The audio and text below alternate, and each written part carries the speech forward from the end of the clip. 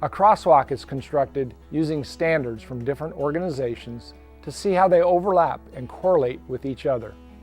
Our first crosswalk correlates the American School Counselor Association National Standards, the Sally Ride Science Framework, and the National Science Education Standards. Let's look at the expanded version of the crosswalk to see the individual indicators that are similar across all three organizations. Look at the column labeled ASCA Standard. The ASCA National Standards for School Counseling are divided into three domains in which counselors work every day: academic, career, and personal social.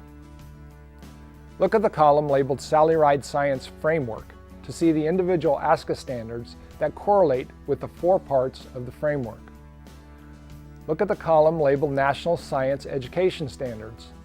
These standards are divided into 8 categories that build upon each other across the grades: unifying concepts and processes in science, science as inquiry, physical science, life science, earth and space science, science and technology, science in personal and social perspectives, and history and nature of science.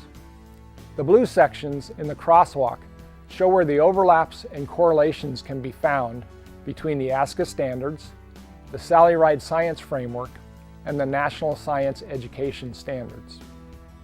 Let's see the crosswalk in action by taking a closer look at a science lesson about light refraction and see how the ASCA standards correlate with the Academy Framework, NSES, and NCTM standards.